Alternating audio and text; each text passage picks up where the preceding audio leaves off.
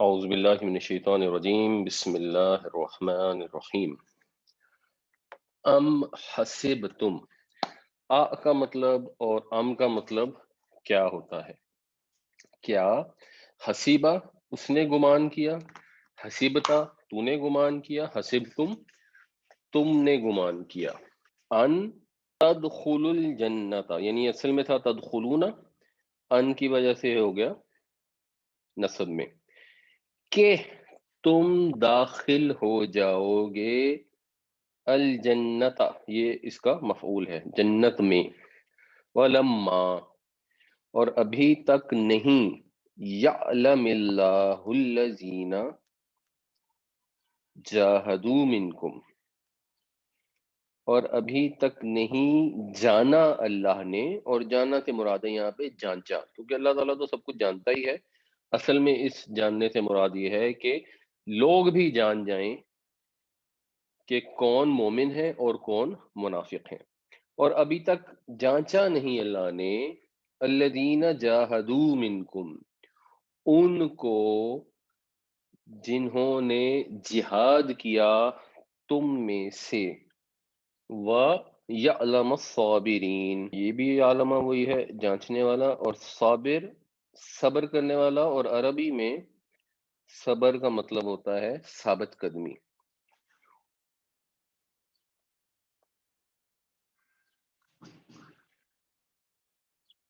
اور تاکہ وہ جان لے ثابت قدم رہنے والوں کو، یعنی اللہ تعالیٰ نے فرق نہیں کیا، ممیز نہیں کیا تم میں سے جہاد کرنے والوں کو ان سے جنہوں نے جہاد نہیں کیا، اور اللہ تعالیٰ ممیز کرنا چاہتا ہے ان کو جو ثابت قدم رہتے ہیں ان سے جو ثابت قدم نہیں رہے۔ تو بنیادی مقصد یہی تھا کہ اس میں جو منافقین مدینہ تھے ان کا کچا چٹھا کھل جائے اور عام مسلمانوں کو بھی اندازہ ہو جائے کہ ہمارے درمیان منافق بھی موجود ہیں اور ان کی سازشیں ہیں، اور ان سے کس طرح ہم نے محفوظ رہنا ہے۔ تو جب آپ حق کے راستے میں چلیں گے تو آزمائشیں آئیں گی، اور ان آزمائشوں سے ایک فائدہ یہ ہوگا کہ سچے عاشق میں اور جھوٹے عاشق میں فرق پیدا ہو جائے گا۔ ام حسبتم ان تدخلوا الجنت ولما يعلم اللہ الذین جاہدوا منکم ویعلم الصابرین، کیا تم نے گمان کر رکھا ہے کہ تم جنت میں جا داخل ہوگے، حالانکہ یہ واو پھر حالانکہ بتا جو حالانکہ ابھی تک جانچا نہیں اللہ نے ان لوگوں کو جنہوں نے جہاد کیا، اور اس لیے کہ جانچے وہ ثابت قدم رہنے والوں کو، یا ممیز کرے ثابت قدم رہنے والوں کو۔ یہ جو یعلم تھا نا اس میں ایکچولی جزم تھی، وہ لما کی وجہ سے آ گئی، اور یہ والا یعلم جو ہے اس میں نصب ہے، یہ وہ لی کی وجہ سے ہے، ولی یعلم، یہ پھر لی اس میں ایک انڈرسٹوڈ ہے۔ اور لقد کنتم تمنون الموت، تمنون تم تمنا کرتے ہو، تم تمنا کرتے تھے، لقد کنتم اور تم یقیناً تمنا کر رہے تھے، الموت موت کی، کہ اب کیوں خوف و ہراس پیدا ہو رہا ہے، کیوں پریشانی ہو رہی ہے، کیونکہ پہلے تو خود خواہش تھی کہ ہم اللہ کی راہ میں مارے جائیں، اس وجہ سے جوش و جذبہ تھا، اور یہ رائے بھی تھی کہ ہم مدینے سے باہر نکل کر جنگ لڑیں۔ اب کیوں یہ مسئلہ ہو رہا ہے؟ تم لوگ ہی تو ہو جو اس سے پہلے موت کی تمنا کر رہے تھے، من قبل اس سے پہلے، ان تلقوہ کہ تم اس کو ملو، یعنی من قبل ان اس سے پہلے کہ، تلقوہ تلقونا تم ملتے ہو اس کو، ان تلقوہ کہ تم ملو اس سے، یعنی اس موت سے ملنے سے پہلے تمہارے اندر شدید خواہش تھی۔ فقد رأیتموہ، اچھا یہ رأیتموہ ایکچولی تھا رأیتم، کہ تم نے رأی تم، اور اس کے آگے تھا ہو، کہ تم نے دیکھ لیا اس کو، یقیناً دیکھ لیا اس کو، اب دیکھ لیا تم نے اس کو، رأیتم ہو کو جوڑیں گے تو رأیتموہ بن جائے گا۔ وَأَنْتُمْ تَنْظُرُونَ، اور تم دیکھ رہے ہو. یعنی اب یہ عربی کا محاورہ ہے، اب ہم اس کو اپنی زبان میں ٹرانسلیٹ کریں گے تو اپنے محاورے میں کرنا پڑے گا. یعنی کہ تم اس کو اس طرح تم نے دیکھ لیا، اس حال میں کہ تم اسے دیکھ رہے ہو. یعنی مطلب یہ کہ تم نے اس کو اپنی آنکھوں کے سامنے دیکھ لیا، تم نے آنکھیں چار کر کے موت کو دیکھ لیا. اب تمہارا جو جوش و جذبہ تھا اس کا امتحان بھی ہو گیا، اور تمہیں پتہ لگ بھی گیا کہ موت جب آتی ہے تو کیا ہوتا ہے. وَلَقَدْ كُنْتُمْ تَمَنَّوْنَ الْمَوْتَ مِنْ قَبْلِ أَنْ تَلْقَوْهُ فَقَدْ رَأَيْتُمُوهُ وَأَنْتُمْ تَنْظُرُونَ، اور تم تمنا کر رہے تھے موت کی اس سے پہلے کہ تم ملو اس کو، پس دیکھ لیا تم نے اس کو آنکھیں چار کر کے. وا، اور ما محمد الا، اب کیونکہ آگے الا آیا تو اس لیے اس ما کا مطلب ہے نہیں، اور نہیں ہے محمد صلی اللہ علیہ وسلم مگر رسول، ایک رسول. یعنی محمد صلی اللہ علیہ وسلم تو ایک رسول ہے، اور اللہ کے نبی صلی اللہ علیہ وسلم کو یہی فرمایا اللہ تعالیٰ نے کہ آپ ان کو کہہ دیجئے کہ میں تو ایک انسان ہوں تمہارے جیسے، مگر مجھ پر وحی آتی ہے. یہ فرق ہے اللہ کے نبی میں اور باقی لوگوں میں، کہ آپ پر وحی آتی ہے، باقی لوگوں کے پاس اللہ تعالیٰ کی طرف سے غیب کا علم نہیں آتا، وحی نہیں آتی. اتنا فرق ہے، اس سے آگے کا فرق نہیں ہے. اس سے آگے یہ نہیں ہے کہ آپ میں کوئی ایسی خصوصیات ہیں کہ آپ فوت نہ ہوں کبھی بھی، یا فرشتے ہو جائیں. نہیں، آپ بشر ہیں، مگر آپ کا جو فرق ہے وہ فرق ظاہر ہے بہت بڑا ہے کہ آپ اللہ کے رسول ہیں. مگر قد خلط من قبلہ الرسل، گزر چکے اس سے پہلے الرسل، کئی رسول یا بہت سے رسول. تو محمد نہیں ہے مگر ایک رسول، یا محمد صلی اللہ علیہ وسلم تو صرف ایک رسول ہیں، ان سے پہلے، آپ سے پہلے بہت سے رسول گزر چکے. افا اماتا، آ کا ترجمہ ہم بعد میں کرتے ہیں، فا کا پہلے کر لیتے ہیں. پھر کیا، ان اگر، ماتا وہ مر گئے، او قتلا یا قتل کر دیے گئے. یعنی یا تو آپ وفات پا گئے، یا آپ کو قتل کر دیا گیا، شہید کر دیا گیا کسی جنگ میں، یا جنگ کے بغیر. یعنی دو ہی طریقے ہو سکتے ہیں انسان کی دنیا سے جانے کے، یا وہ اپنی نیچرل کوئی بھی شخص ہو، چاہے وہ اللہ کے نبی رسول ہی کیوں نہ ہو، یا وہ نیچرل ڈیتھ ان کو آتی ہے، اور یا کوئی ان نیچرلی، یعنی کوئی دوسرا شخص ایسا کرتا ہے کہ ان کو قتل کر دیتا ہے، جیسے انبیاء کو بھی کچھ کو قتل کیا گیا. تو اگر ایسا ہو کہ آپ وفات پا جائیں یا آپ شہید کر دیے جائیں، انقلبتم علی اعقابکم، تو کیا تم الٹے پھر جاؤ گے. انقلاب کا مطلب ہوتا ہے اپنی مرضی سے، خود سے مڑ جانا، پلٹ آنا. قلب کا مطلب الٹنا پلٹنا، کسی چیز کا خود ایک حالت سے دوسری حالت یا دوسرے رخ کی طرف پھرنا، اس کو کہتے ہیں انقلاب. علی اعقابکم، عقب کہتے ہیں ایڑی کو، پاؤں کے پچھلے حصے کو. اسی سے پھر پیچھے کا لفظ اردو میں بھی استعمال ہوتا ہے، اور اسی سے پھر تعاقب کا بھی لفظ ہے، اسی سے عاقبت کا لفظ بھی ہے. تو ایڑیوں کے اوپر، اپنی ایڑیوں کے بل. تو کیا تم پیچھے پھر جاؤ گے ایڑیوں کے بل، یعنی کیا تم پیٹھ پھوڑ لو گے، یا مطلب یہ ایک ہو سکتا ہے کہ کیا تم وہاں سے فرار ہو جاؤ گے. جیسے جب ایک دم بھگدڑ مچی تو کچھ مسلمان صحابہ ایسے تھے جو بدحواسی میں مدینہ پہنچ گئے، اور وہاں پہ لوگوں نے کہا آپ کہاں گئے، تو انہوں نے کہا اوہ، پھر وہ واپس پلٹے اور واپس آ کے جنگ میں شریک ہوئے. اور یا مطلب یہ ہے کہ اگر محمد صلی اللہ علیہ وسلم اللہ کے رسول ہیں، جس طرح آزمائشیں مصیبتیں دوسرے رسولوں کو آئی اور پھر تمام رسولوں کو موت کے مرحلے سے گزرنے پڑا، تو نبی کریم صلی اللہ علیہ وسلم نے بھی ایک دن وفات پانی ہے. ان کے رسول ہونے کا یہ مطلب تو نہیں ہے کہ یہ وفات نہیں پائیں گے، اور کوئی مصیبت، ہزیمت، ابتلا پیش آ سکتی ہے. جب اسلام شروع ہوا تھا اور نبی کریم صلی اللہ علیہ وسلم مکہ میں موجود تھے، تو آپ نے تو بہت زیادہ تکالیف برداشت کی. تو وہ رسول تھے لیکن بھی تکلیفیں آئیں. تو اگر تو کسی نے اس غلط فہمی کے ساتھ اسلام قبول کیا تھا اور اب وہ کنفیوز ہو گئے، اچھا کہ یہ تو ہم جنگ ہار گئے ہیں، یا یہ افواہ پھیلی بیچ میں کہ نبی کریم صلی اللہ علیہ وسلم دنیا سے رخصت ہو گئے ہیں، شہید ہو گئے ہیں، تو اب وہ اس کو کنفیوژن ہو گئی ہے تو، اور اگر وہ ایسا سوچتا ہے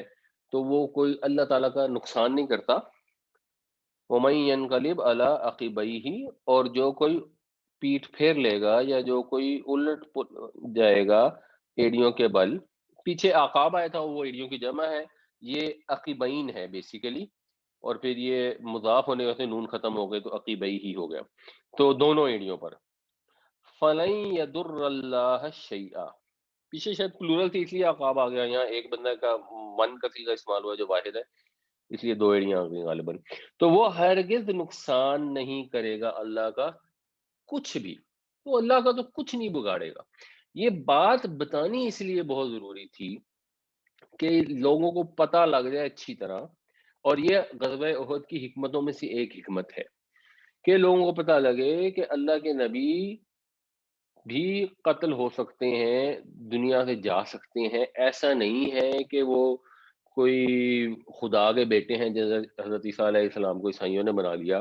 جو ہمیشہ ہمیشہ اس دنیا میں زندہ رہیں گے، اور جو ہمارے یہاں بھی لوگوں نے بہت سارے عقیدے بنا دیے. اللہ تعالیٰ نے واضح الفاظ میں یہ فرما دیا کہ محمد صلی اللہ علیہ وسلم ایک رسول ہے اور بس. آپ سے پہلے بھی بہت سارے رسول گزر چکے ہیں، تو آپ کے ساتھ بھی ایسا ہو سکتا ہے کہ آپ وفات پا جائیں یا قتل کر دیے جائیں. اس کا یہ مطلب نہیں ہے کہ کوئی ایمان سے پھر جائے. وَسَيَجْزِي اللَّهُ الشَّاكِرِينَ، اور جزا دے گا اللہ تعالی شکر گزاروں کو. شاکرہ ایسی گائے کو کہتے ہیں جو تر و تازہ ہو، جو اس کو چارہ دیا جائے تو وہ اس کے اوپر ظاہر ہو. تو اب اتنی مشکل حالات میں بھی ایکچولی وہ لوگ جو ثابت قدم رہتے، صبر سے کام رکھتے اور اللہ کا شکر ادا کرتے. جہاں ہمارے یہاں جس طرح محاورہ ہے کہ ہر حال میں اللہ تعالیٰ کا شکر ادا کرو، وہ ہے اصل لوگ جن کو اللہ تعالیٰ پھر جزا دے گا. یہ تو مقصد ہی اس طرح کی آزمائشوں کا یہ ہے کہ اللہ تعالیٰ جانچ لے کہ کون لوگ ہیں جو ثابت قدم ہیں اور کون ہیں جو نہیں ہیں. تو اصل بدلے تو اگر رسول اللہ کے دنیا میں موجود بھی ہوں، ایون دین اللہ تعالیٰ جزا جو دے گا وہ شکر گزاروں ہی کو دے گا اصل. اچھا، یہ انہوں نے سوال کیا کہ یہ سین جو آیا اس کا کیا مطلب ہے. بنیادی طور پر سین جو ہے یہ مضارع میں سے حال کے صیغے کو ختم کر دیتا ہے، وہ مستقبل کے ساتھ خاص ہو جاتا ہے. تو وَسَيَجْزِي اللَّهُ الشَّاكِرِينَ کا مطلب ہوگا کہ اللہ تعالیٰ صلہ عطا فرمائے گا شکر گزاروں کو. بہت سارے لوگ سے ترجمہ کرتے ہیں کہ ان قریب جزا دے گا، وہ ہو بھی سکتا ہوتا ہے لیکن وہ ضروری نہیں ہے. جو اصل اس کا سین کا مقصد ہوتا ہے یہ حال کو ختم کر دیتا ہے. یعنی اس کا یہ ترجمہ ہم نہیں کر سکتے کہ اللہ تعالیٰ جزا دیتا ہے شکر گزاروں کو، جو اپنی جگہ بات درست ہے، لیکن جب سین لگ گیا تو ترجمہ اس والے پورشن کا یہی بنے گا کہ اللہ تعالیٰ صلہ عطا فرمائے گا شکر گزاروں کو. وَمَن يَنْقَلِبْ عَلَىٰ عَقِبَيْهِ فَلَن يَضُرَّ اللَّهَ شَيْئًا وَسَيَجْزِي اللَّهُ الشَّاكِرِينَ، اور جو کوئی پلٹ جائے گا اپنی دونوں ایڑیوں کے بل تو وہ ہرگز کوئی نقصان نہیں کرے گا اللہ کا، اور اللہ تعالیٰ صلہ عطا فرمائے گا شکر گزاروں کو. یہ آیت بڑی امپورٹنٹ ہے، اور یہ غزوہ احد کی حکمتوں میں سے ایک حکمت ہے کہ مسلمانوں کو یہ اندازہ ہو کہ اللہ کے نبی دنیا سے جا سکتے ہیں، اور ایک دن آنا تھا جب آپ نے دنیا سے جانا تھا. اور جب وہ دن آیا، اور آپ امیجن کریں اس سچویشن کو کہ آج 1500 سال کے بعد ہمیں رسول اللہ صلی اللہ علیہ وسلم سے اتنی زیادہ محبت ہے، تو اس وقت وہ صحابہ جو موجود تھے، جو ہر وقت ہر آن اللہ کے نبی سے مل سکتے تھے، اپنی مشکلات، پریشانیاں، مسائل، ہر چیز کے سوال کے لیے آپ کے پاس آتے تھے، آپ سے دعائیں کرواتے تھے اپنے لیے. تو وہ کتنا، یعنی ہم حرم چلے جاتے ہیں، مسجد نبی چلے جاتے ہیں، تو یہ چیز کہ یہاں اللہ کے نبی نماز پڑھا کرتے تھے، یہاں پھرا کرتے تھے، اس میں کتنی برکت ہے کہ وہ جگہ جہاں اللہ کے رسول رہتے تھے اور نماز پڑھتے تھے اس جگہ کو حرم کر دیا گیا. تو جب فزیکلی موجود ہوں گے تو صحابہ کو کتنی محبت ہوگی، اور جب یہ وقت آتا اور نبی کریم صلی اللہ علیہ وسلم دنیا سے رخصت ہوتے تو صحابہ کے لیے کس قدر مشکل ہوگا، یہ بات امیجن ہی کیا جا سکتا ہے، ورنہ امیجن کرنا بھی مشکل ہے۔ تو اس کے اندر یہ حکمت تھی کہ اللہ تعالیٰ نے جب یہ کسی نے افواہ اڑائی کہ حضور شہید ہو گئے ہیں اور لوگ پریشان ہو گئے، اور وہاں پہ کچھ لوگوں نے تو تلواریں پھینک دی، اور حضرت عمر کے متعلق بھی آتا ہے کہ وہ تلوار پھینک کے انہوں نے کہا جی اب اللہ کے نبی نہیں رہے تو بس پھر اب کس کے لیے لڑنا اور کیا لڑنا۔ اور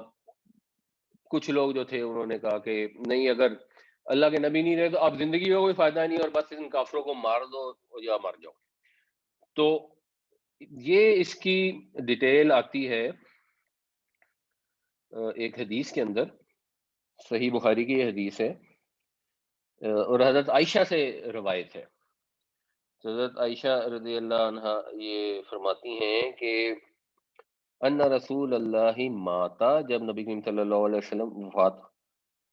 پا گئے، ابو بکر بسنہ، اور حضرت ابو بکر جو ہیں وہ سن کے مقام پہ تھے، تو اب حضرت عمر جو تھے وہ کھڑے ہو گئے اور انہوں نے کہا واللہ، اللہ کی قسم، اللہ کے رسول کی وفات نہیں ہوئی۔ اور پھر حضرت عائشہ کہتی ہیں کہ حضرت عمر یہ کہتے تھے کہ اس وقت میرے دل میں یہ خیال آتا تھا کہ اللہ تعالیٰ آپ کو ضرور اس بیماری سے اچھا کر کے اٹھائے گا،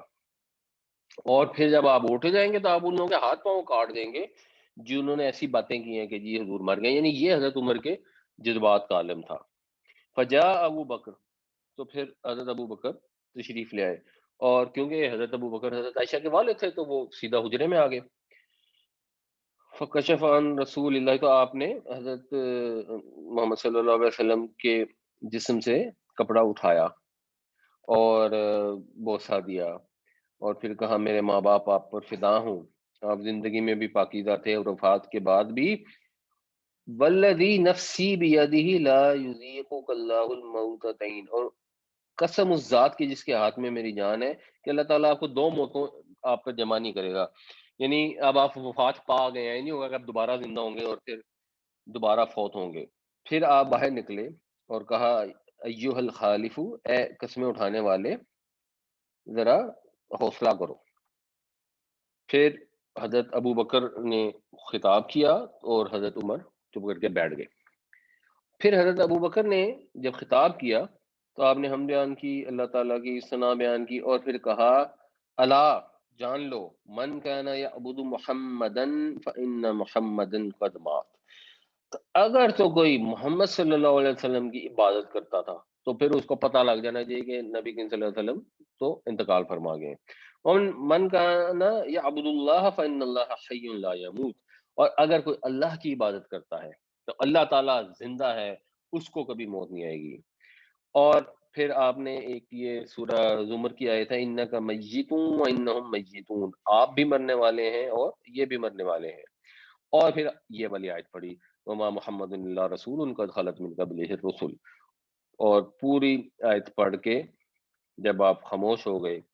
تو پھر یہ راوی بیان کرتے ہیں کہ لوگ جو ہے وہ پھوٹ پھوٹ کر رونے لگے۔ اس سے پہلے حضرت عمر کسی کو رونے تک نہیں دے رہے تھے کہ خبردار کسی نے اگر یہ لفظ منہ سے نکالا،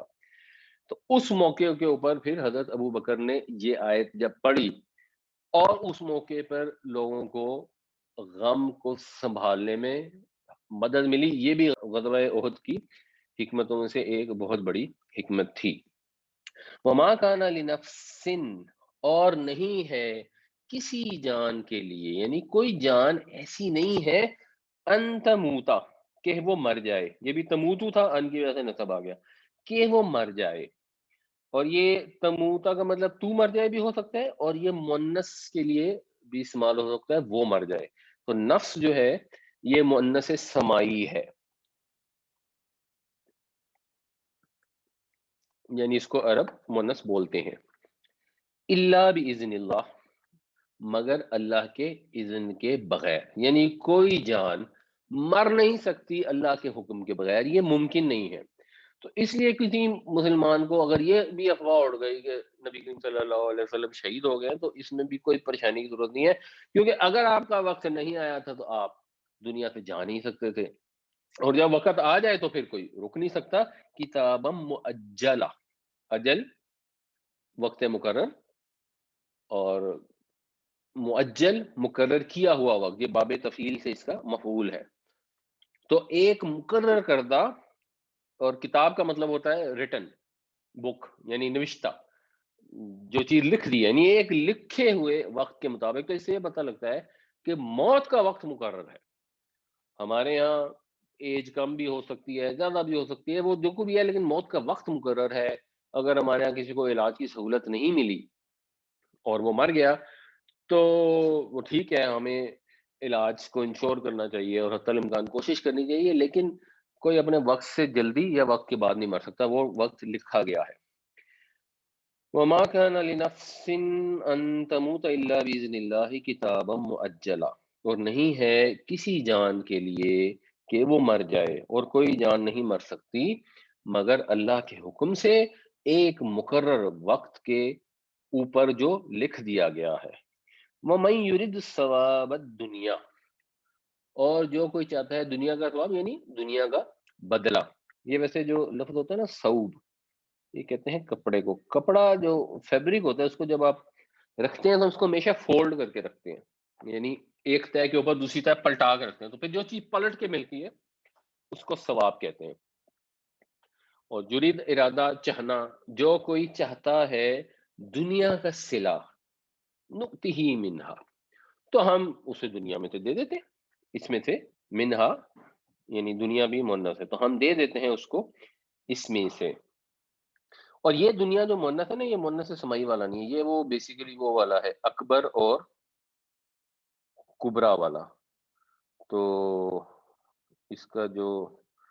مذکر ہوتا ہے وہ ہوتا ہے ادنا، اور ادنا سے پھر جو مؤنث ہوتا ہے وہ ہوتا ہے دنیا، یعنی بیسیکلی اس کا مطلب ہوتا ہے نزدیک، زیادہ قریب.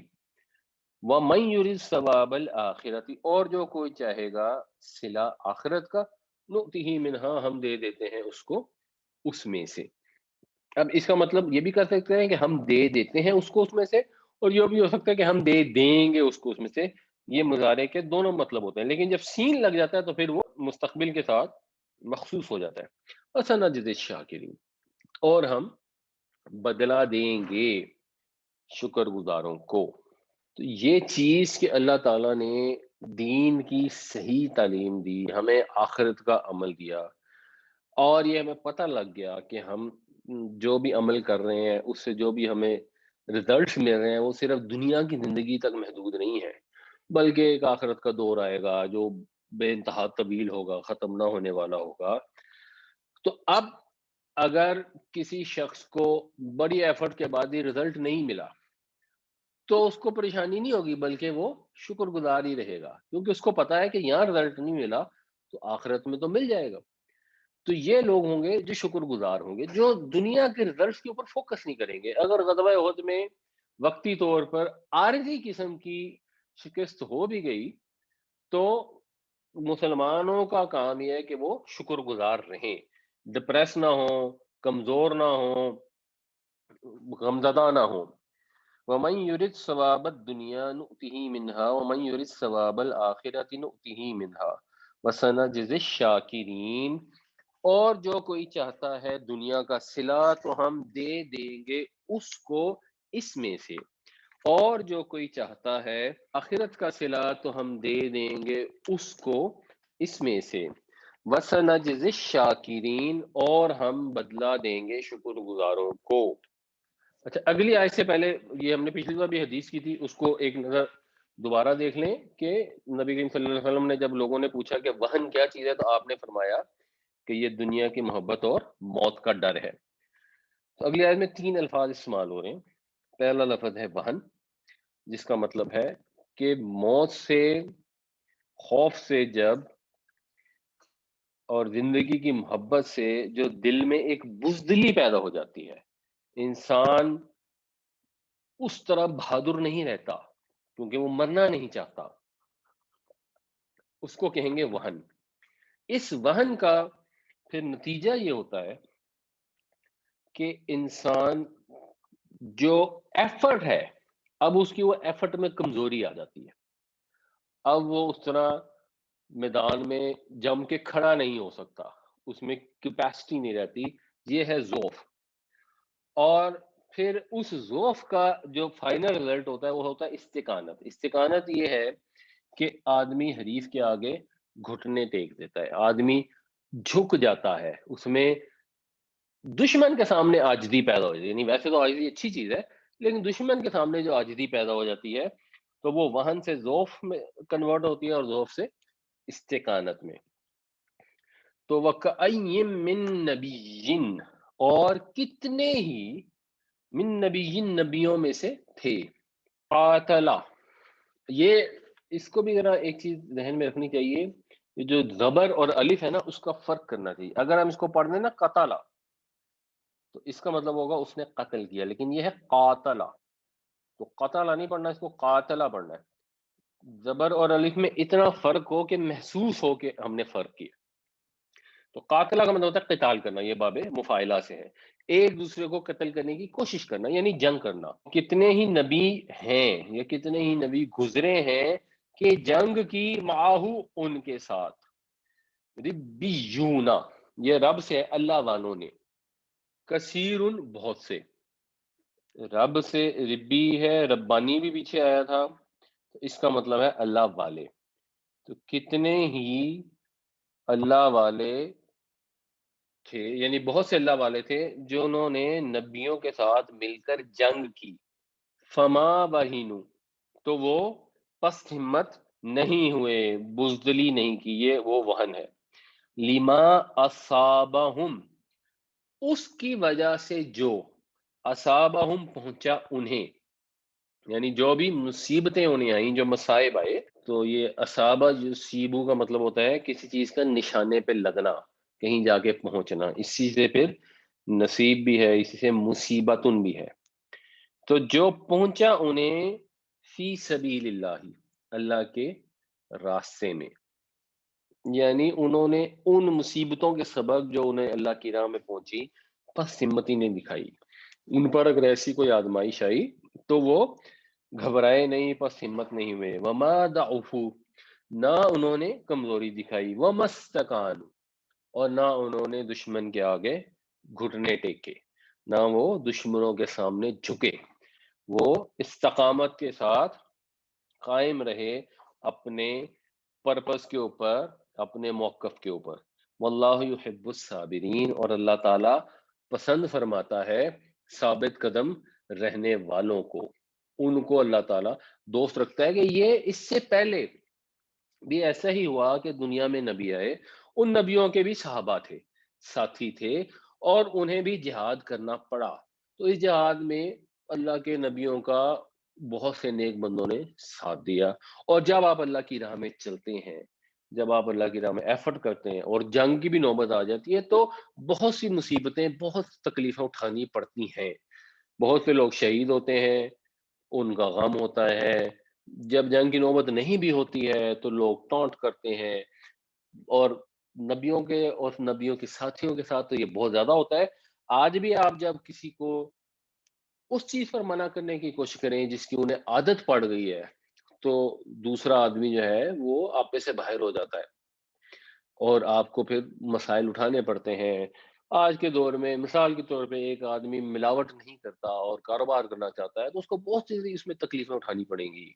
अगर एक आदमी चाहता है कि मैं रिश्वत ना दूं और पाकिस्तान में काम करना चाहता है, बड़े मसाइब आएंगे। लेकिन उन मसाइब में ये नहीं है कि लोग हिम्मत हार जाएं, जो डिजायरेबल है, और खास तौर से जो अल्लाह के रसूल के साथी हैं, उनके पास ये ऑप्शन नहीं है कि वो हिम्मत हार जाएं। ये पीछे जो हजरत दाऊद अलैहिस्सलाम का वाकया बयान किया है, तालूत और जालूत की लड़ाई थी, तो उसके अंदर भी ग़ज़वा बदर से मुशाहबत थी, और फिर ग़ज़वा बदर में अल्लाह के नबी और आपके साथियों ने भी जंग की और जीत गए। तो जो ऐसे पैसे पहले वालों पे आया था वक़्त, वैसे अभी भी आएगा।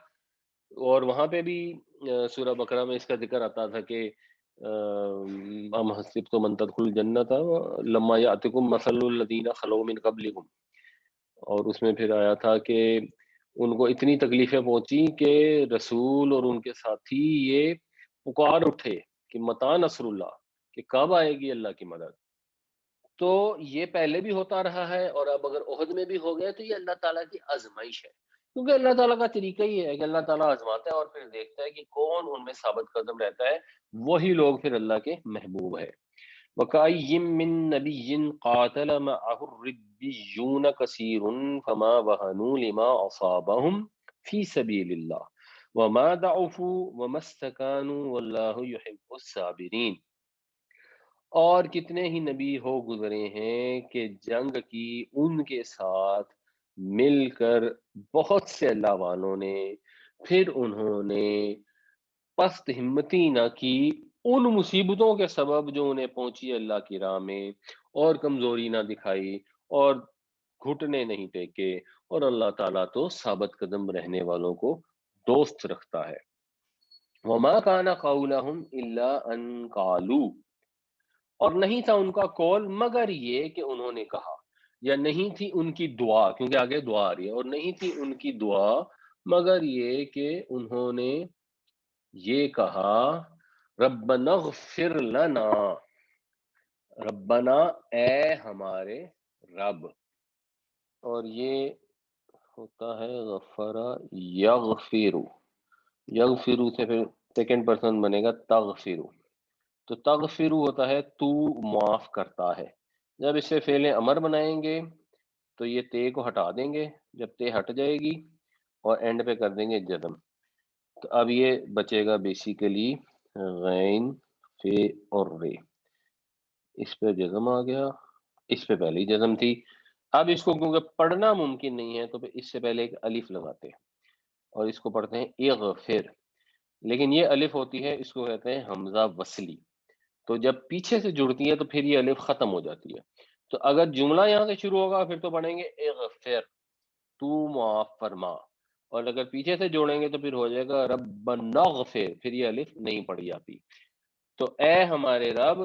معاف فرما لنا ہمارے لیے، یعنی ہمارے ذنوبنا ہمارے گناہ، اے ہمارے رب ہمارے گناہوں کو ہمارے سے معاف کر دے، ان کو گناہوں کو ڈھانپ دے اپنی رحمت سے، غفرہ کا ویسے مطلب ہوتا ہے ڈھانپ دینا، وَإِسْرَافَنَا، اسراف سب کو پتہ ہے، حد سے باہر نکلنا، زیادتی کرنا، عام طور پہ اسراف کا مطلب ہوتا ہے پیسے خرچ کرنا، فضول خرچی کرنا، لیکن یہاں ہے اسرافنا فی امرنا، ہمارے معاملے میں ہمارے حد سے تجاوز کرنے کو، ہماری بے اعتدالیوں کو، جو ہماری خطائیں ہیں، ہمارے گناہ ہیں ان کو معاف فرما، اور جو ہماری بے اعتدالیاں ہیں ہمارے معاملات میں ان کو معاف فرما، وثبت اقدامنا، اور ہمارے قدموں کو جما دے اور ہمیں ثابت قدم کر، وانصرنا علی القوم الکافرین، اور ہماری مدد فرما کافروں کی قوم کے مقابلے میں، مطلب کچھ تو تھے نا جیسے بنی اسرائیل والے حضرت موسیٰ کے ساتھ کہتے ہیں کہ تو نے ہمیں لا کے کہاں پھنسا دیا ہے، پر بہت سارے نبی ایسے گزرے جن ساتھ اللہ والے لوگ لڑتے تھے، اور جب پریشانی آتی تھی تو وہ خدا رسول کی طرف منسوب نہیں کرتے تھے، اپنی کمزوری پہ جاتے تھے کہ ہم سے کوئی خطا ہوئی ہے، ہم سے کوئی کمزوری ہوئی ہے، ہم نے کہیں حد سے تجاوز کر لیا ہے، کہیں بے اعتدالی کر لی ہے، تو چلو جو ہم نے غلطی کی ہے اللہ تعالیٰ اس غلطی کو معاف فرما اور ہمیں ثابت قدم رکھ، اور ہمیں کافروں کی قوم پر فتح عطا فرما۔ وہ اس میں بھی دعا کرتے تھے، یہ کوئی ان کا استحقاق نہیں ہوتا تھا کہ اچھا جی ہم تو کافروں سے لڑنے جانے ہیں، اب اللہ تعالیٰ تو نے تو فتح دینی ہے نا، یہ تو تیری ذمہ داری ہے، نہیں، وہ اللہ کے حضور جھک جھک کے دعائیں ہی کرتے تھے کہ ہم تو کوشش کر رہے ہیں، ہماری کوشش کو رنگ لگا اور ہمارے مقصد میں ہمیں کامیاب فرما، ہمیں فتح عطا فرما کافر قوم کے اوپر۔ وما كان قولهم الا ان قالوا ربنا اغفر لنا ذنوبنا واسرافنا في امرنا وثبت اقدامنا وانصرنا على القوم الكافرين، ان کی دعا تو ہمیشہ یہی رہی کہ اے ہمارے رب معاف کر دے ہمارے گناہوں کو اور بخش دے ہماری بے اعتدالیوں کو ہمارے معاملے میں، اور ہمارے قدم جمائے رکھ، اور مدد فرما ہماری کافر قوم کے مقابلے میں، کافروں کے مقابلے میں۔ فآتاہم اللہ ثواب الدنیا، تو دیا ان کو اللہ نے دنیا کا صلہ، وحسن ثواب الآخرہ، اور آخرت کا بھی بہتر صلہ، تو یہاں ثواب پر زبر ہے کیونکہ یہ اس کا مفعول ہے، یا حسن پہ زبر ہے کیونکہ یہ مفعول بن گیا، اور یہ پورا جو ہے حسن اور ثواب جو ہے یہ ایک طرح سے مرکب اضافی کی ترکیب بن گئی۔ اور آخرت کا بہتر صلہ، آخرت کے صلے کا بہترین، تو اردو میں پھر ہم اس کو مرکب توصیفی سے ترجمہ کرتے ہیں۔ تو اللہ نے نوازا ان کو دنیا کے صلے سے بھی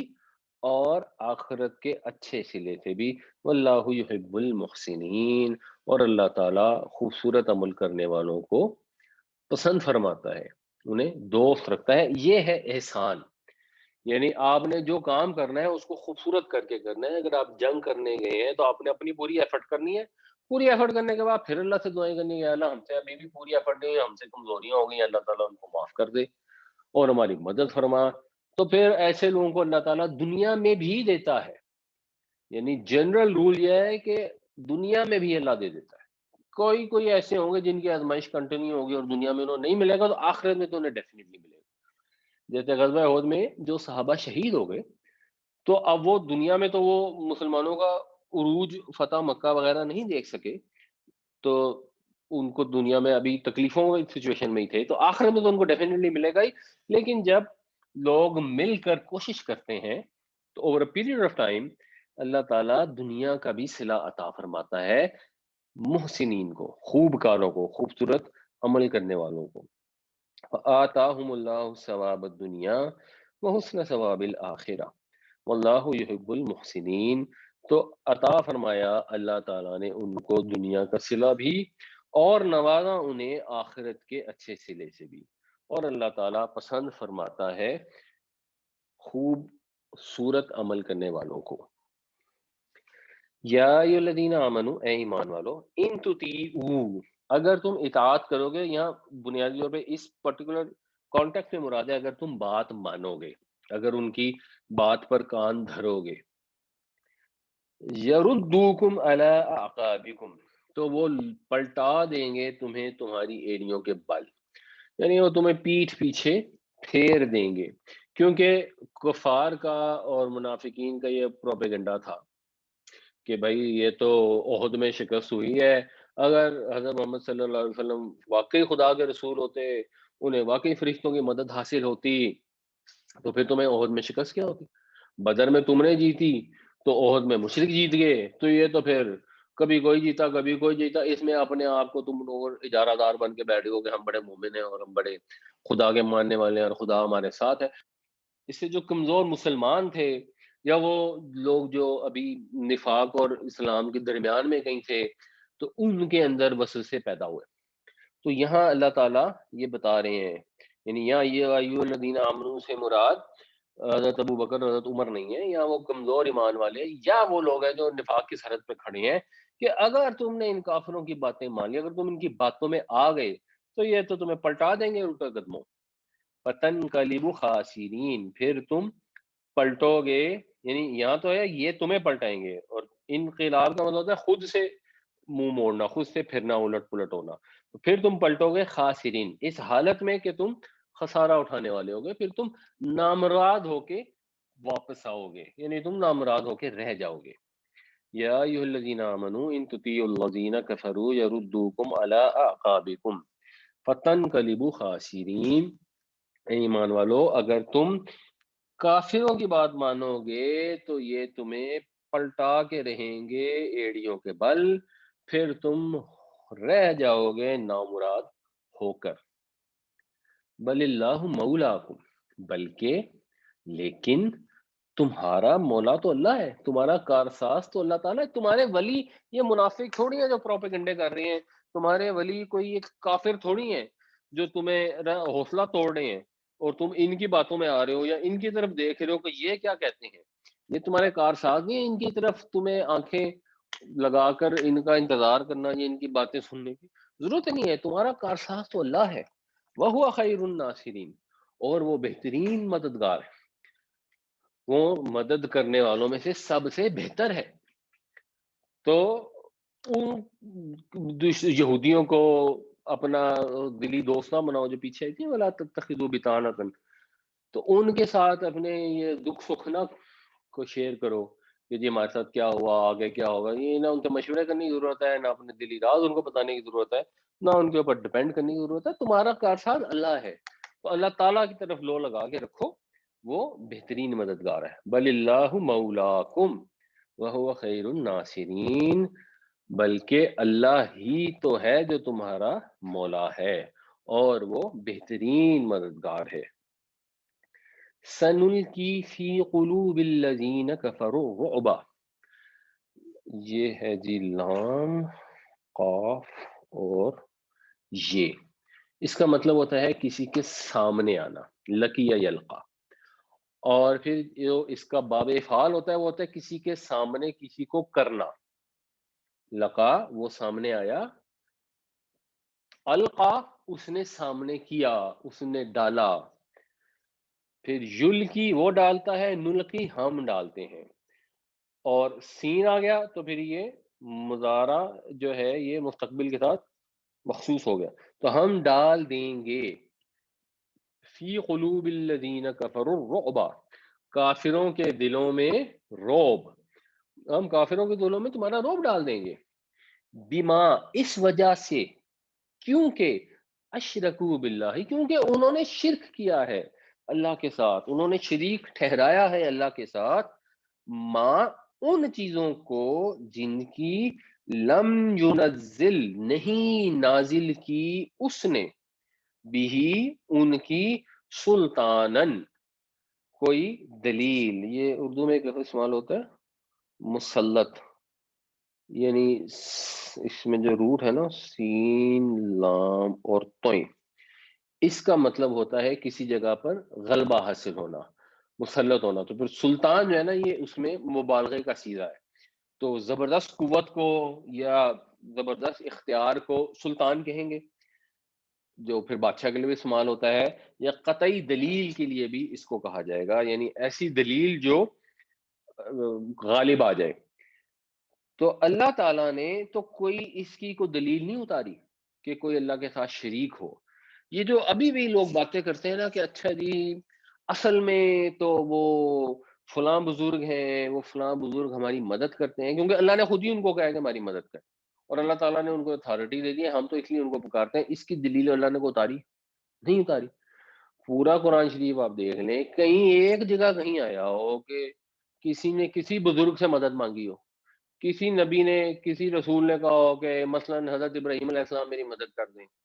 یہ عہد کا معاملہ آ گیا، بدر کا معاملہ ہوا. یہ ابھی جو اللہ والوں کی بات ہو رہی ہے، کہیں لکھا ہے کہ ان جو نبیوں کے ساتھ بہت سارے اللہ والے جنگ لڑی انہوں نے، تو انہوں نے کہا اے ہمارے جد امجد حضرت آدم علیہ السلام ہماری مدد کیجئے، اے ابراہیم علیہ السلام ہماری مدد کیجئے، اے اسرائیل علیہ السلام، یعقوب علیہ السلام آپ ہماری مدد کیجئے. نہیں، لکھا ہوا ہے یا اللہ تو ہماری مدد کر، فانصرنا علی القوم الکافرین. تو اللہ تعالیٰ کے ساتھ اس کی ذات میں، اس کی صفات میں، اس کی عبادت میں کسی کو بھی شریک کیسے ٹھہرایا جاتا ہے؟ اللہ نے تو اس کی کوئی دلیل نازل نہیں کی. اللہ تعالیٰ نے تو جو کچھ نازل کیا ہے وہ صرف اور صرف خالص توحید ہے، اور اس میں کوئی آپشن بچ نہیں جاتی کسی سے مانگنے کی اور کسی کی عبادت کرنے کی. اور مانگنے سے obviously مراد ہے اسباب کے بغیر مانگنے کی. یہ آپ نے کسی سے کہا کہ یار یہ پانی کا گلاس مجھے دے دیں، تو یہ وہ والا مانگنا نہیں ہے، اور اس نے آپ کو پانی کا گلاس دے دیا تو اب آپ کہیں گے یہ شرک ہو گیا. نہیں، یہ شرک نہیں ہے. شرک وہ ہے جب آپ بغیر اسباب کے مانگتے ہیں. تو بغیر اسباب کے ہم صرف اللہ سے مانگتے ہیں. ایاک نعبد و ایاک نستعین، ہم صرف تیری عبادت کرتے ہیں، ہم صرف تجھ سے مدد چاہتے ہیں. تو یہ جو کافر تھے یہ مددیں مانگتے تھے، یہ چڑھاوے چڑھاتے تھے، یہ عبادتیں کرتے تھے غیر اللہ کی. اور جب انسان غیر اللہ کے چڑھاوے چڑھاتا ہے، غیر اللہ کے ساتھ آسیں لگاتا ہے نا، تو پھر وہ کمزور ہو جاتا ہے. نیچرلی اس کے اندر وہ بہادری نہیں رہتی ان جنرل، یعنی کوئی ان میں سے بہادر بھی ہو سکتے ہیں اور کوئی مسلمانوں میں سے کمزور بھی ہو سکتے ہیں، پر ان جنرل جو ایک اللہ کے ماننے والے ہوتے ہیں وہ نڈر ہو جاتے ہیں، اور جو بہت سے خداؤں کے مانگنے والے ہیں وہ جنرلی کمزور اور خوفزدہ، اور ان پہ روب بیٹھ جاتا ہے. اب ہونا یہ ہے کہ مسلمانوں کو صرف اپنا ہاؤس آرڈر میں کرنا ہے. مسلمانوں کو ایکچولی ایفرٹ تھوڑی کرنی پڑتی ہے. اس کے بعد تو اللہ مددگار ہوتا ہے، اللہ تعالیٰ مدد فرما دیتا ہے اور کافروں کو دل میں روب ڈال دیتا ہے مسلمانوں کا. اور یہ تو مثلاً ہم جیسے گناہگاروں نے بھی ابھی دیکھا ہے کہ ہمارے ایئر فورس تھی، وہ ذرا سے چوکس تھے، وہ انہوں نے تھوڑی سی عقل مندی سے کام لیا تو اللہ تعالیٰ نے کتنی مدد کی کہ ہم سے اتنا بڑا ملک ہے اور اس کو کیسی منہ کی کھانی پڑی، جس کا ابھی یہ یوم منا رہے ہیں، آپریشن سیلف ریٹارٹ یا وٹ ایور جو بھی اس کا نام ہے۔ تو کیا اللہ تعالیٰ تو مسلمانوں کا ساتھی ہے، ان کا کارساز ہے۔ ہاں، یہ نہیں ہو سکتا کہ مسلمان کام خراب کر رہے ہوں، اپنی لاجک نہ یوز کر رہے ہوں، پلاننگ نہ کر رہے ہوں، ایفرٹ نہ کر رہے ہوں، ہاتھ پہ ہاتھ دھرے بیٹھے اور کہیں اللہ تمہاری مدد کر دے، یا جو ان کو حکم دیا گیا اس کی نافرمانیاں کر رہے ہوں اور توقع یہ رکھے ہوں کہ اللہ ہماری مدد کرے گا کیونکہ ہم اس کے چہیتے ہیں۔ نہیں، اللہ تعالیٰ مسلمانوں کو محبت کرتا ہے ان مسلمانوں سے جو وہ عمل کرتے ہیں، جو اپنی غلطیوں کی معافیا مانگتے ہیں، اپنی پوری ایفرٹ کرتے ہیں، پھر اس کے بعد اپنی کوتاہیوں پہ اللہ سے معافیا مانگتے ہیں اور اللہ سے مدد مانگتے ہیں کہ یا اللہ تو ہماری مدد کر، اور وہ یکسو ہو کے اپنے رب کی طرف فوکس کرتے ہیں، تب وہ کافروں کے مقابلے میں کامیاب ہوتے ہیں۔ یہ نہیں کہ وہ خود ہی کافروں میں کنورٹ ہو جائیں، خود ہی جو اللہ تعالیٰ کے احکام دیے ہیں ان کا زبانی انکار کر دیں یا ان کا عملی انکار کر دیں۔ تو اللہ تعالیٰ یہ فرماتے ہیں کہ ہم روب ڈال دیں گے کافروں کے دلوں میں، اس وجہ کہ انہوں نے شریک ٹھہرایا اللہ کے ساتھ ان چیزوں کو جن کی کوئی ان کے پاس دلیل نہیں ہے، جن کی کوئی اللہ نے دلیل نازل نہیں فرمائی۔ وَمَأْوَاهُمُ النَّارُ وَبِئْسَ مَثْوَى الظَّالِمِينَ۔ یہ ایک عربی میں استعمال ہوتا ہے، اس کو ہم کہتے ہیں اسم ظرف۔ اس میں ظرف کیا ہوتا ہے؟ جس میں دو چیزیں ہوتی ہیں، کام کرنے کا وقت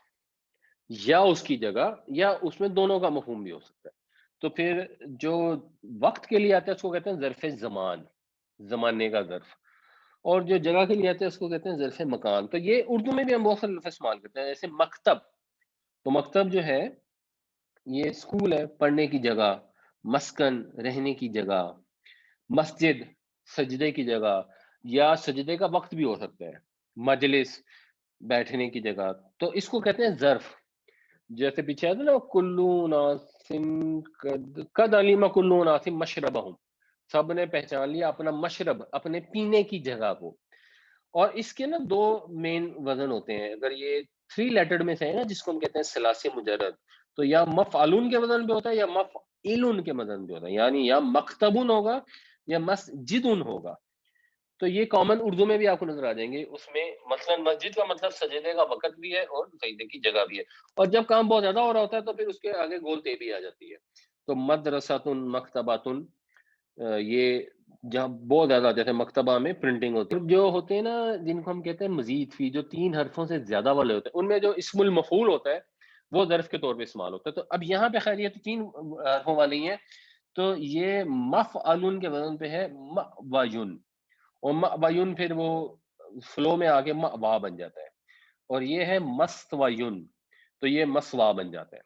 تو ان دونوں کا مطلب جو ہے نا وہ بیسیکلی ہوتا ہے ٹھکانہ۔ الف واو اور یہ کا مطلب ہوتا ہے کسی کے ساتھ جڑ جانا، کہیں اترنا پناہ لینا، اور سے واو یہ کا مطلب ہوتا ہے کسی جگہ مستقل قیام کرنا۔ تو پھر جب ان سے ظرف بناتے ہیں، مأوا اور مسوا، ان دونوں کا مطلب ٹھکانہ ہی بنتا ہے۔ تو وہ مأواہم النار، اور ان کا ٹھکانہ آگ ہے۔ وبئس مثوی الظالمین، اور کیا ہی برا ٹھکانہ ہے ظلم کرنے والوں کا۔ اور کس پہ ظلم کیا؟ اپنی جانوں پر، یعنی اپنی جانوں پر ظلم کرنے والوں کا کیا ہی برا ٹھکانہ ہے، کیونکہ سب سے بڑا ظلم یہ ہے کہ اللہ کے ساتھ کسی کو اس کی خدائی میں شریک بنا لیا ہے۔ شرک ظلم عظیم ہے، اور یہ شرک ظلم عظیم مثلاً عیسائیوں کے لیے مشرک کا لفظ قرآن شریف میں استعمال نہیں ہوا، لیکن شرک وہ کرتے تھے، اس شرک کی شیڈ ڈفرنٹ ہے۔ جو مکے کے مشرک تھے وہ تو اوپنلی بتوں کو پوجا کرتے تھے نا، تو وہ تو جس کو کہتے ہیں شرک جلی، سری شرک تھا۔ جو عیسائیوں کا شرک ہے وہ شرک خفی تھا، بٹ ہے وہ بھی شرک، اللہ کی ذات میں انہوں نے شریک کر لیا۔ ویسے وہ خدائے واحد کو ہی مانتے ہیں لیکن کہتے ہیں کہ یہ ایک میں تین ہے۔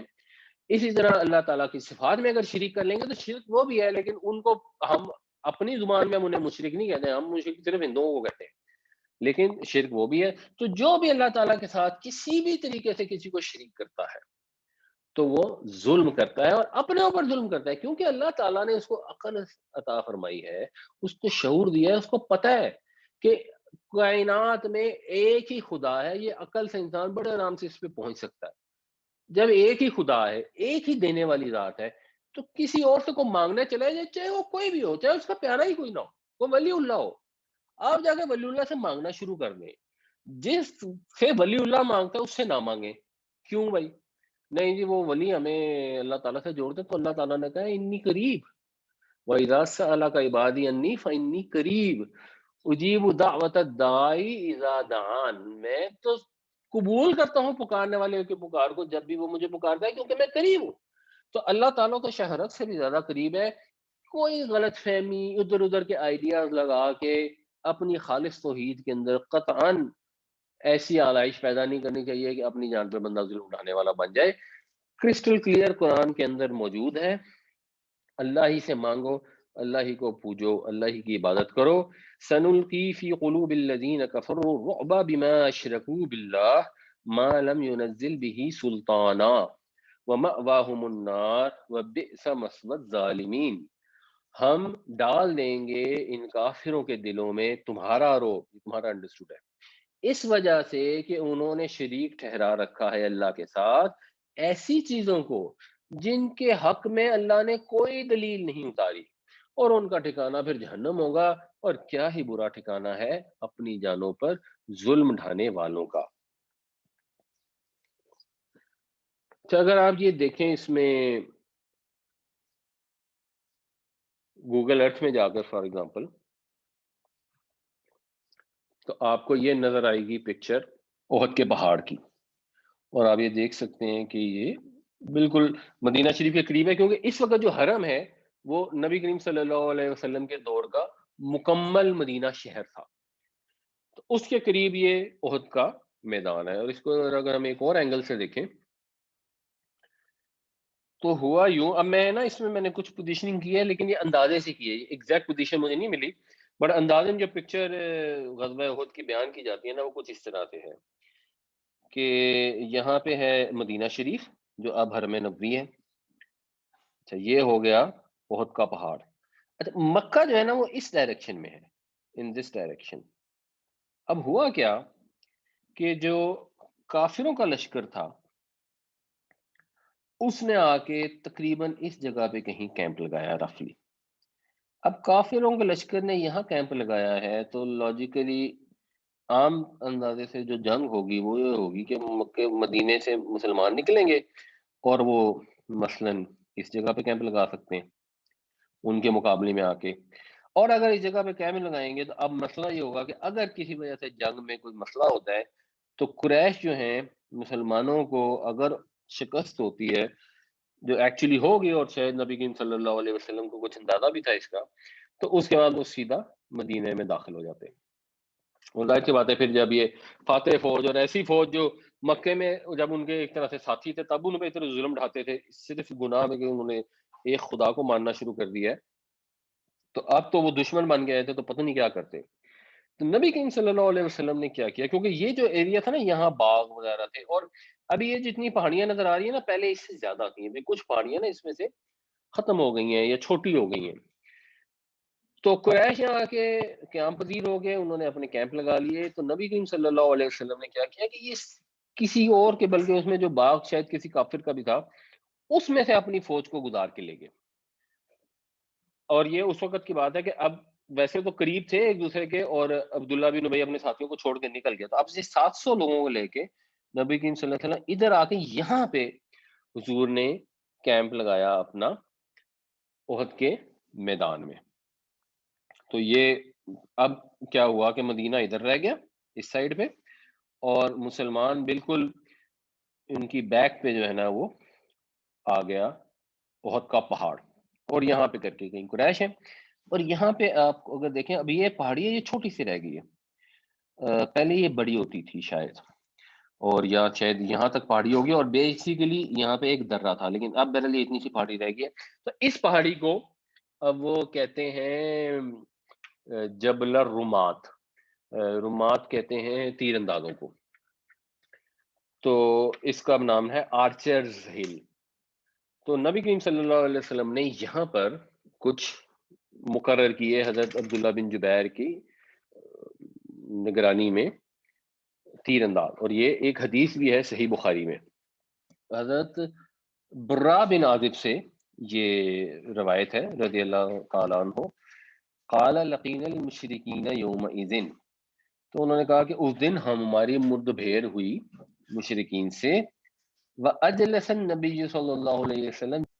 جیشم من الرماح، اور نبی کریم صلی اللہ علیہ وسلم نے بٹھا دیے ایک گروہ، ایک ٹکڑی جو ہے نا تیر اندازوں کی، یہ کوئی 50 تیر اندازہ تھے، وَأَمَّرَ عَلَيْهِمْ عبد اللہ، اور ان کے اوپر امیر ٹھہرایا عبداللہ کو۔ یہ اب عبد اللہ اس لیے کیونکہ یہ اس کا مفعول ہے تو دال پر زبر آ گئی، تو حضرت عبداللہ بن جبیر کو نبی کریم صلی اللہ علیہ وسلم نے ان کا امیر بنا دیا۔ وقال لا تبرحوا، اور ان سے کہا کہ تم نے یہاں سے ہلنا نہیں ہے، ان رأیتمونا ظہرنا علیہم، اگر تم نے دیکھا کہ ہم ان کے اوپر غالب ہو گئے ہیں، فلا تبرحوا، تو تم نے یہاں سے نہیں سرکنا، وَإِن رَأَيْتُمُوهُمْ ظَهَرُوا عَلَيْنَا، اور اگر تم دیکھو کہ انہوں نے ہمارے اوپر غلبہ حاصل کر لیا ہے، فلا تعینونا، تو تم نے ہماری مدد نہیں کرنی، یعنی تم نے تب بھی نہیں ہلنا، تب بھی نہیں ہلنا۔ یہ ہے کچھ دوسری حدیثوں میں ویسے جو ذکر آتا ہے نا، وہ یہ آتا ہے کہ اگر ہمیں شکست ہو جائے تو ہمیں لاشوں کو چیل کبے کھا رہے ہو، تب بھی تم نے یہاں سے نہیں ہٹنا۔ تو یہ ممکن ہے کہ جب نبی صلی اللہ علیہ وسلم نے یہ بات بتائی ہو تو وہ مختلف لوگوں تک مختلف بات پہنچی ہے، کیونکہ جب ایک خطبہ دیا جاتا ہے یا ایک انسٹرکشن دی جاتی ہیں اور 50 لوگ اگر موجود ہیں، تو اب حضرت عبداللہ بن جبیر جو بات سن رہے ہیں اور جو پیچھے والے سن رہے ہیں، وہ ان کو کتنی بات پہنچی، لوگ آ رہے ہیں، صف بندی ہو رہی ہے، تو غالباً باقی اکثر صحابہ کو یہ والی بات نہیں پتہ لگی کہ اگر ہم فتح پا جائیں تب بھی تم نے نہیں سرکنا، لیکن ان جنرل انسٹرکشن سمجھ آ گئی کہ ہمیں یہاں پہ اسٹیشن کیا گیا ہے، ہم نے جنگ میں حصہ نہیں لینا، اور یہ سب کو پتا تھا کہ اگر ہمیں شکست ہو رہی ہوگی تو ہمیں چیل کبے کھانے، تم نے یہ جگہ نہیں چھوڑنی، تم نے یہیں ڈٹے رہنا ہے۔ تو یہ انڈرسٹینڈنگ تو یہ بہرحال بنتی تھی کہ آپ نے یہاں سے ہلنا نہیں۔ تو اب یہ ادھر سے قریش کی فوجیں آگے بڑھی، ادھر سے مسلمانوں کی آگے بڑھی، تو ایسی کسی جگہ پہ جا کے وہ آگے، تو اب آپ دیکھ سکتے ہیں کہ یہ والی جو جگہ ہے کتنی امپورٹنٹ ہے، کیونکہ فوجیں یہاں پہ آ گئی ہیں، یہاں پہ اس سائڈ پہ تو بیک پہ پہاڑ ہے، ادھر سے یہ درہ ہے جہاں سے کوئی آ سکتا ہے، ادھر سے تو کوئی آ نہیں سکتا، تو یہاں سے تو مسلمان بالکل سیف ہے۔ تو ہوا کیا، فلما لقینا ہربو، پھر ہم نے ان کو جب ہمارا مقابلہ ہوا تو وہ بھاگ نکلے، حتی رأیت النساء یشتددن فی الجبل، پھر میں نے دیکھا کہ ان کی جو عورتیں، کیونکہ ان کا کچھ عورتیں بھی تھیں، تو وہ پہاڑ پہ بھاگی جا رہی ہیں، رفعنا عن سوقہن، یعنی ان کے وہ جو جیسے ہم نہیں وہ سلواریں تھوڑی سی اوپر کھینچ کے پنڈلیوں سے اوپر کھینچ کے جب ان نے بھاگنا ہوتا ہے، تو اگر سلوار قمیض پہنی ہوگی تو بھاگنا مشکل ہوتا ہے، تو اس کو تھوڑا سا اونچا ہاتھ میں پکڑ کے تو وہ بھاگی جا رہی ہیں، اور ان کی جو پازیبیں ہیں وہ نظر آ رہی ہیں۔ تو فَأَخَذُوا يَقُولُونَ الْغَنِیمَةَ الْغَنِیمَةَ، تو اب لوگوں نے کہا دیکھو جی فتح ہو گئی ہے، ٹھیک ہے جی اب غنیمت اکٹھی کریں، اور اگین یہ غنیمت اکٹھی کرنے میں کوئی انڈیویجول ان کو لالچ نہیں تھا، کیونکہ انڈیویجولی تو کسی کو غنیمت کا مال مل نہیں سکتا تھا، مال تو سارا اکٹھا ہونا تھا، اور اکٹھا ہو کر اس کے بعد اس کو تقسیم ہونا تھا، لیکن یہ ہے کہ اوور آل ایک بہرحال فتح ہو گئی، یہ خوشی ہو گئی، اور پھر مال غنیمت اگر کفار بھاگ جاتے تو جو بھاگ کے نکلنے میں کامیاب ہو جاتا اس کی غنیمت تو نہ ملتی نا، پورے پول میں بھی نہ آتی۔ تو عبداللہ نے ان سے کہا کہ اہد الی النبی، کہ ہم سے تو وعدہ لیا ہے اللہ کے نبی نے، اللہ تبرہو کہ تم نے یہاں سے نہیں سرکنا، فابوا، تو انہوں نے ان کی بات نہ مانی، اور ٹوٹل کہیں کہتے ہیں کہ 15 صحابہ رہ گئے حضرت عبداللہ کے ساتھ، اور کئی کہتے ہیں کہ 9 رہ گئے، اور انہوں نے وہ جگہ چھوڑ دی۔ اب خالد بن ولید نے دیکھا کہ یہ جگہ تو تقریباً خالی ہو گئی ہے، اور ان کے پاس تیز رفتار گھوڑے تھے، اور گھوڑے بھی ایسے تھے جن کے اوپر وہ سواری کر کے بھی نہیں لائے تھے، ان کو تازہ دم گھوڑے ساتھ لے کے آئے تھے، تو وہ انہوں نے اپنی کیولری کے ساتھ پیچھے سے آ کے ان کے اوپر حملہ کر دیا۔ تو اب مسلمانوں کے پیچھے سے آگے خالد بن ولید، اور سامنے جو تھے وہ جو کفار تھے، ان کو جب یہ پتہ لگا تو ان میں سے کوئی عورت تھی، اس نے جھنڈا اٹھا لیا، اور اس کے بعد وہ بھی واپس مجتمع ہو گئے۔ تو اب پیچھے سے بھی حملہ، آگے سے بھی حملہ، مسلمان بیچ میں تعداد تو کم تھی، بٹ سامنے تو انسان لڑ سکتا ہے، بیک سے اگر آگے وہ حملے کرنی شروع کر دے تو پھر تو بھگدڑ مچ جاتی ہے، اور بھگدڑ مچ گئی، اور بہت زیادہ پھر پریشانی ہوئی، اور تقریباً ایک قسم کی شکست ہو گئی۔ تو اب یہاں اللہ تعالیٰ اس کا ساری منظر کشف فرما رہے ہیں، وَلَقَدْ صَدَقَكُمُ اللَّهُ وَعْدَهُ، اور یقیناً سچ کر دکھایا اللہ نے تمہارے ساتھ اپنا وعدہ، اِسْتَحُسُّونَهُم بِإِذْنِی، جب تم ان کو قتل کر رہے تھے۔ یہ تحسونہ میں نا ایکچولی یہ احساس کے الٹ ہے، اس میں جو تین لیٹر والا ہے نا، اس میں احساس کے الٹ ہے، اور پھر باب افعال میں احساس ہوتا ہے۔ کئی دفعہ ایسا ہوتا ہے کہ تھری لیٹر میں اور افعال میں نا الٹ ہوتا ہے، جیسے یہ جو عربیوں کا پیسہ ہوتا ہے نا ریال کے، اس کو کہتے ہیں فلس، پیسہ۔ تو پیسہ ہونے کو فلس کہتے ہیں، اور پیسہ نہ ہونے کو کہتے ہیں افلاس، الٹ ہو جاتا ہے۔ اس میں بھی اسی طرح الٹ ہے، لیکن تو تحسونہم یعنی تم ان کو ایسے قتل کر رہے تھے کہ ان کے ساتھ ہی نہیں تھا۔ یہ اب محاورہ اردو میں ہم یہ محاورہ استعمال کرتے ہیں، تم انہیں گاجر مولی کی طرح کاٹ رہے تھے، جیسے آپ گاجر مولی کو کاٹتے ہیں وہ آگے سے کوئی مقابلہ نہیں کر سکتے۔ حتی اذا فشلتم، فشلنا کا مطلب ہوتا ہے ڈھیلا پڑ جانا، ڈھیلا ہو جانا، بزدلی دکھانے کے معنوں میں بھی آتا ہے۔ یہاں تک کہ جب تم ڈھیلے پڑے، یعنی ہوا یہ کہ جب وہ فتح ہو گئی تو وہ ڈھیلے پڑ گئے۔ اس سے پہلے تو چوکس تھے، چوکنا تھے، بالکل اپنے گھات لگا کے بیٹھے ہوئے تھے کہ ادھر سے کوئی آ نہ جائے۔ لیکن جس وقت فتح حاصل ہو گئی تو اب کمزوری آ گئی، ڈھیلے ہو گئے۔ اسی ڈھیلے ہونے سے پھر وہ جو پیچھے لفظ آیا تھا اس میں بزدلی کا مطلب بھی آتا ہے، بٹ یہاں بزدلی کی سینس میں نہیں ہے، یہاں صرف ڈھیلے پڑنے کی سینس میں ہے۔ وَتَنَازَعْتُمْ، اور آپس میں تم نے تنازع کیا، یعنی بحث شروع ہو گئی، کیونکہ حضرت عبداللہ بن جبیر نے کہا کہ نبی کریم صلی اللہ علیہ وسلم نے کہا تھا یہاں رکو، دوسرے نے کہا نہیں وہ حکم تو اس صورت میں تھا اگر شکست ہو رہی ہوتی تھی، اب تو کافر بھاگ گئے ہیں، اب تو وہ حکم ویلڈ نہیں ہے۔ تو یہ ایک انڈرسٹینڈنگ کی غلطی تھی، اجتہاد کی غلطی تھی۔ تو وتنازعتم فی الامر، تم نے ایک معاملے میں کھینچا تانی کی، تمہارے میں اختلاف کر لیا۔ اب جو اصل لفظ آ رہا ہے نا، یہ ہے پرابلم۔ حفیظ الندری نے کہا ہے کہ عہد کے تذکرے میں حسن بھی ہے اور قباحت بھی۔ تو ایک چیز ہمیں سمجھنی چاہیے، جو جیسے اللہ کے نبی صلی اللہ علیہ وسلم کا جو مقام ہے نا، وہ مقام یہ ہے کہ آپ اللہ کے رسول ہیں، آپ ساری کائنات کے محبوب ہیں، آپ ہم سب سے افضل ہیں، ہماری امیدوں کا مرکز ہیں، مگر آپ اللہ کے رسول ہیں، آپ خدا نہیں ہیں، آپ فرشتے نہیں ہیں، آپ کوئی دوسری مخلوق نہیں ہے، آپ ہیں انسان۔ تو جو آپ کا درست مقام ہے وہ اس پر رکھنا چاہیے، نہ تو اس کو عیسائیوں کی طرح کرنا چاہیے کہ ان کو اس مقام سے بلند کر کے کہیں اور لے جانے کی کوشش کریں۔ حالانکہ فرشتے بننے سے مقام بلند نہیں ہوتا، کیونکہ فرشتوں کو تو نہ اختیار ہے اور نہ اس طرح کی حاجات ہیں۔ تو انسان تو ایکچولی انسانوں کا مقام ہی بلند ہوتا ہے، فرشتوں سے بڑھ کے انسان ہونا، مگر اس میں پڑتی ہے محنت زیادہ۔ تو بالکل اسی طرح صحابہ کرام کا ایک بڑا مقام ہے، اور خاص طور سے وہ صحابہ جو نبی کریم صلی اللہ علیہ وسلم کے ساتھ بدر میں شریک ہوئے، احد میں شریک ہوئے، ان کا بہت بڑا مقام ہے۔ لیکن یہ ایک چیز جو فیکٹ ہے اور جو اللہ تعالیٰ نے بیان کی ہے، اس کو ڈینائی نہیں کیا جا سکتا۔ تو ہر چیز کو اس کے مقام کے حساب سے دیکھنا چاہیے۔ وہ اسیتم من بعدی،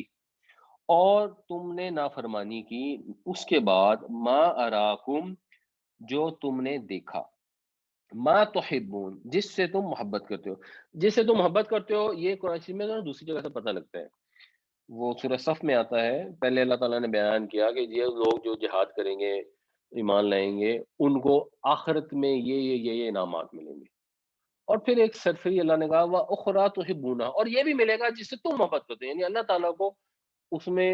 دلچسپی نہیں ہے کسی کو وہ ملے نہ ملے، لیکن چلو انسان کے طور پر ہمیں محبت ہے اس سے، نصر من اللہ و فتح قریب، کہ اللہ کی مدد آ جائے اور قریبی فتح مل جائے، تو فتح سے انسان کو محبت ہے۔ اللہ تعالیٰ کے نزدیک اس سے فرق نہیں پڑتا کہ آپ کو فتح ملی یا نہیں ملی۔ اللہ تعالیٰ کے ہاں اصل چیز امپورٹنٹ ہے کہ آپ نے ایفرٹ کی یا نہیں کی۔ جس نے ایفرٹ کی، اللہ تعالیٰ کے ہاں وہ آخرت کی کامیابی پا گیا۔ تو جب تم نے دیکھ لیا اس چیز کو جس سے تم محبت رکھتے ہو، یعنی فتح کو، یعنی تم نے فتح دیکھ لی، اور جب فتح ہوتی ہے تو فتح کے اندر بہت ساری چیزیں ہوتی ہیں. فتح کے اندر اقتدار بھی ملتا ہے جس سے انسان کو محبت ہے. اللہ تعالیٰ از ناٹ ایکچولی کنسرنڈ آپ اقتدار حاصل کر پائے یا نہ کر پائے. فتح میں مال بھی ملتا ہے. جو حضرت عمر کے دور میں مسلمانوں میں خوشحالی آئی تھی بے پناہ کہ زکوٰۃ دینے کے لیے لوگ کھڑے ہوتے تھے اور لینے والا کوئی نہیں ملتا تھا، ایسا زکوٰۃ لینے کے لیے کوئی نہیں ملتا تھا، تو وہ بنیادی طور پہ خوشحالی وہیں سے آئی تھی کہ مصر کے اندر فتوحات ہو گئی تھی اور بے شمار مال غنیمت وہاں سے آیا تھا. تو اگر مال بھی انسان کو پسند ہے تو اس میں کوئی بری چیز نہیں ہے. اصل میں جو چیز غلط ہوئی وہ چیز ہے عصیتم، کہ تم نے کی نافرمانی. یا تو یہ نافرمانی نبی کریم صلی اللہ علیہ وسلم کی تھی، اور اگر یہ سمجھا جائے کہ وہ حضور کا حکم لوگوں تک نہیں پہنچا تھا کہ فتح کی صورت میں بھی تم نے نہیں چھوڑنی،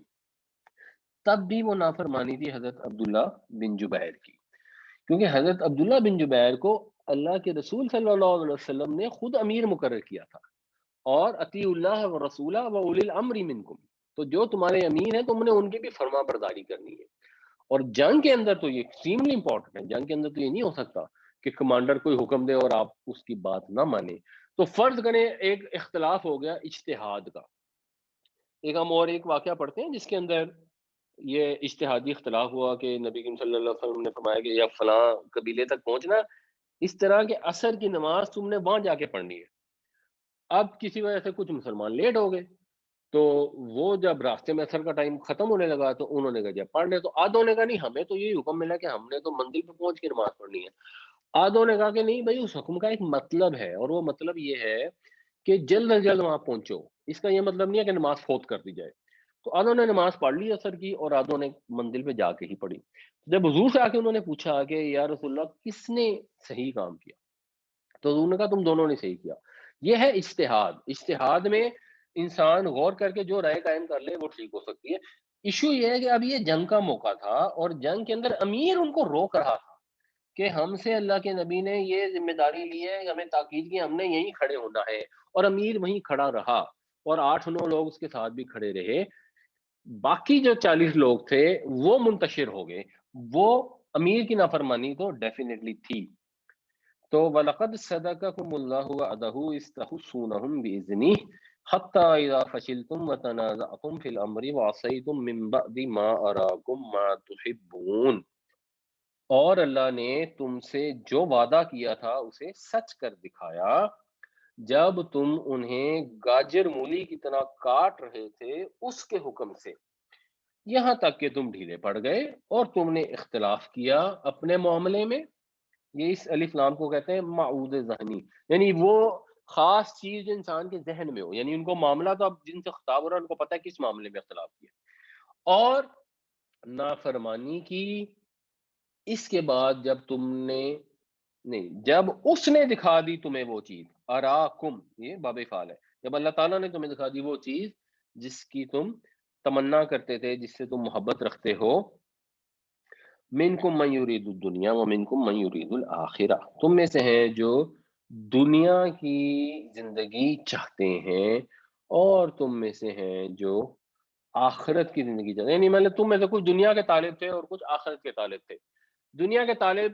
اس سینس میں نہیں طالب جس طرح آج کل ہم لوگ ہیں کہ بہت کو لالچ تھا، لیکن بہرحال ایک مال کی خواہش موجود تھی. جو لوگ ڈٹے رہے اور اپنی جگہ نہیں چھوڑی اور اپنی جانیں دے دی، شہید ہو گئے، وہ فوکس سے آخرت کے اوپر. تو اللہ تعالیٰ کا جو وعدہ ہے مدد کا وہ مشروط ہے، وہ فرما برداری کے ساتھ مشروط ہے. ثم صرفکم عنہم، صرف کا مطلب ہے پھیرنا، پھر پھیر دیا تم کو ان سے، یعنی مسلمان ان کے اوپر فتح پا رہے تھے لیکن جب وہ ڈھیلے پڑ گئے تو پھر اللہ تعالیٰ نے مسلمانوں کو ان سے رخ پھیر دیا، لیبتلیکم تاکہ وہ تمہیں آزمائش میں ڈالے. اور اس میں اصل مقصد تھا آزمائش کرنا، یعنی یہ اس طرح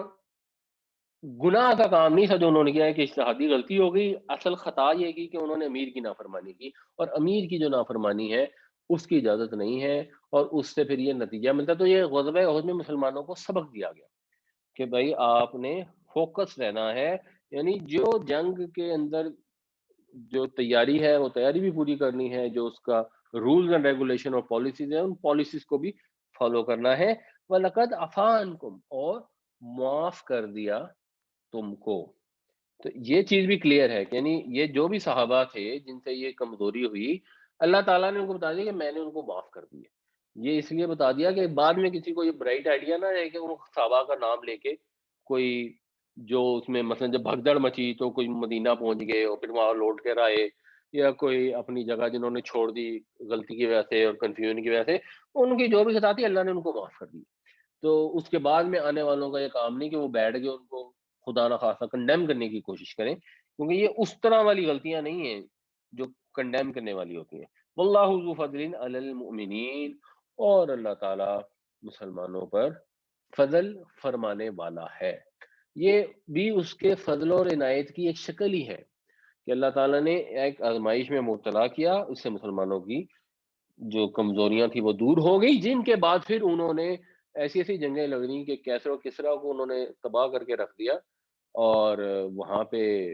کوئی ایسے مسائل پیش نہیں آئے۔ دوران جنگ حکم آ گیا خالد بن ولید کو کہ آپ سپہ سالاری چھوڑ کے دوسرے صحابی ہیں ان کو سپہ سالار بنا دیں، انہوں نے اسی وقت چھوڑ دیا، سپاہی بن کے لڑنا شروع ہو گئے۔ اتنا جو ہے نا کمانڈ کا سسٹم ہو گیا۔ یا جب نبی کریم صلی اللہ علیہ وسلم دنیا سے رخصت ہوئے تو حضرت ابوبکر نے آیت پڑھی غزوہ احد کے ریفرنس والی، اور سارے لوگ پرسکون ہو گئے، اور پھر وہ صحابی کہتے ہیں کہ ہم